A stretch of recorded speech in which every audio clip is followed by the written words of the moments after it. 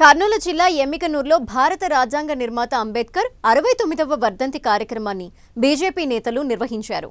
ఈ సందర్భంగా అంబేద్కర్ విగ్రహానికి బీజేపీ నేత గురురాజు దేశాయ్ పూలమాల వేసి నివాళి అర్పించారు.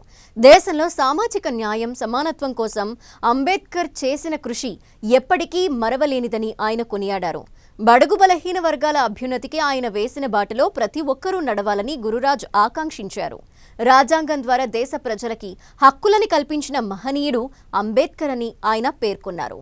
మనమంతా స్వేచ్ఛగా తిరుగుతున్నాము. ఈరోజు మనం భారతీయులం.